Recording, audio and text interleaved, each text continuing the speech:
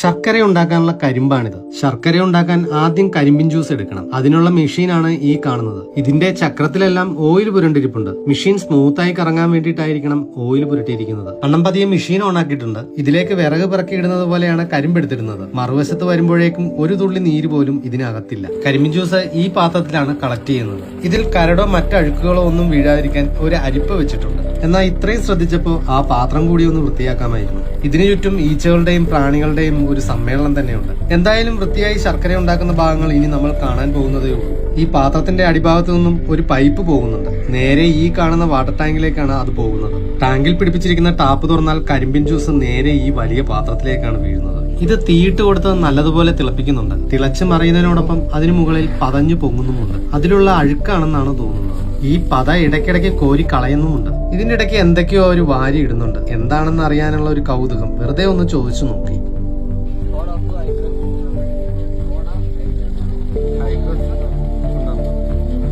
ഇത് വന്ന് എന്നത് സോഡ ഇത് വന്ന് ചുണ്ണാമ്പ് അത് വന്ന് കുമ്മായം, സോഡ ഉപ്പ്, ആവണക്കിന്റെ കുരു എന്നൊക്കെയാണ് പറഞ്ഞത്. പിന്നെ പോരാത്തതിന് ഒരു പാക്കറ്റും കാണിച്ചു. സോഡിയം ഹൈഡ്രോസൾഫേറ്റ്. ഇടയ്ക്കിടെ അത് വീണ്ടും വാരി ഇടുന്നുമുണ്ട്. ഇത്രയും ആയ സ്ഥിതിക്ക് ശർക്കര മുഴുവനും ഉണ്ടാക്കുന്നത് കണ്ടിട്ട് പോകാമെന്ന് തീരുമാനിച്ചു. അതിന് കുറച്ച് സമയം കൂടി കാത്തിരിക്കേണ്ടി വരും. എന്നാലും കുഴപ്പമില്ല. ഈ സമയം കൊണ്ട് അവരോട് കുറച്ച് കാര്യങ്ങൾ കൂടി ചോദിച്ചു മനസ്സിലാക്കാം. അപ്പോഴാണ് അണ്ണന്റെ മറുപടി. ഇവിടെ ശർക്കര മാത്രമല്ല കരിപ്പെട്ടിയും ഉണ്ടാക്കും. அந்த பொடியை தூக்கி காட்டுறேன். அந்த பொடியை போட்டா கலர் வரும். அந்த பொடி போடாம இருந்தா கருப்பா வரும். கருப்பா வர்றதுனால கருப்பட்டி. அந்த பொடி போட்டமாக்க இப்படி மஞ்சள் கலரா வரும். அது வெல்லம். வெல்லம்னா சர்க்கரை. சர்க்கரை. எங்க ஊர்ல சர்க்கரைன்னு சொல்லுவாங்க. இங்க வந்து சர்க்கரைன்னு சொல்லுவோம், வெல்லம்னு சொல்லுவோம். ஆனா சர்க்கரைக்கும் கருப்பட்டிக்கும் வித்தியாசம் இல்ல. அதெல்லாம் கிடையாது. எல்லாம் இந்த இதுல தான் நீங்க பண்ணுங்க. கரும்பிலேயே பண்றீங்க. புறமே கரும்பு தான். அப்போ தமிழ்நாட்டுல இருந்து ஸ்பெட்டிங்கிறது வர்றது இந்த கரும்புல இருந்து தான் வருதுங்க. அதுல வந்து கலர் மட்டும் சேர்த்தீங்க. இதுல ஜீனி ஃபேக்டரியில ஜீனி தயார் பண்ணுவாங்க. கரும்புல ஜீனி. ஓகே. കറുപ്പെട്ടി ഇതിലதான் പண்றீங்க. ഇതിലേதான். പനയിൽ നിന്നാണ് കരിപ്പെട്ടി ഉണ്ടാക്കുന്നത് എന്നതായിരുന്നു എന്റെ അറിവ്. എന്തായാലും കൊള്ളാം. അത് കഴിഞ്ഞപ്പോഴത്തേക്ക് കൂലിയെ കുറിച്ചായി സംസാരം. காலையில ஒரு 4 மணி போல எந்திரிப்போம். காலையில 4 மணி போல எந்திரிச்சு வேலையை ஸ்டார்ட் பண்ணி சாயந்தரம் ஒரு 5 மணி 6 மணிக்கு வேலையை முடிச்சிருவோம். அக்கா உங்க பேர் என்னக்கா? என் பேர் மாரியம்மா. சொந்தமா இல்ல? இல்லையா, சம்பளத்துக்கு வேலை செய்யறோம். ஒரு கொப்பரைக்கு 50 ரூபா. ஆமா, இத காய்ச்சி இறக்கி உருண்டை புடிச்சு கொடுத்துருந்தேன். இதுக்கு 50 ரூபா. நாங்க வேலைக்கு சம்பளம். எத்தனை தடவை பண்ணுவீங்க இது ஒரு நாளைக்கு? கரும்பு இருக்க பொறுத்து எடுத்துருவோம். 7, 8, 6, 5 இப்படி கரும்பு இருக்கிற பொறுத்து எடுத்துக்கிடுவோம். உங்களுக்கு கூலி எவ்வளவு வரும்?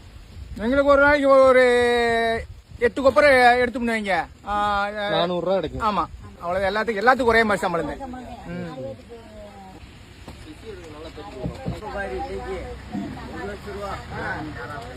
പെട്ടെന്നാണ് പാനി ഇളക്കാൻ ഉപയോഗിക്കുന്ന ചട്ടുകം കണ്ടത്. അത് കഴുകാനുള്ള ബക്കറ്റും വെള്ളമാണ് ഈ ഇരിക്കുന്നത്. കുറെ സമയത്തെ കാത്തിരിപ്പിന് ശേഷം പാനി കുറുകി തുടങ്ങി. അപ്പോഴേക്കും അണ്ണൻ അപ്പുറത്തിരുന്ന് വെള്ളം കോരിയൊഴിച്ച് തീയെടുത്താൻ തുടങ്ങി. ഈ കാണുന്നത് ഗേറ്റ് വാൽവ് എന്നാണ് അവർ പറഞ്ഞത്. അത് തുറന്നാൽ ഈ ട്രെയിലേക്കാണ് പാനി വന്ന് വീഴുന്നത്. അതിലേക്ക് എന്തോ കലക്കി വീണ്ടും ഒഴിക്കുന്നുണ്ട്. കുറച്ചു നേരം അതൊന്ന് ഇളക്കി തണുപ്പിച്ചു. ഏകദേശം 1/4 മണിക്കൂറായി. അപ്പോഴേക്കും ഈ രീതിയിലായി. ഇനിയാണ് മെയിൻ കലാപരിപാടി. പതിയെ അങ്കത്തട്ടിലേക്ക്. തട്ടിലിറങ്ങിയ പിന്നെ ഒരേ മേളമാണ്. അണ്ണനാണെങ്കിൽ ഇടയ്ക്കിടെ മുകളിലേക്കും താഴേക്കും ഒക്കെ കയറുക ഇറങ്ങുകയൊക്കെ ചെയ്യുന്നുണ്ട്. അങ്ങനെ അംഗത്തിനുള്ള കച്ച കഴുകി വൃത്തിയാക്കി പിഴിഞ്ഞെടുത്തു.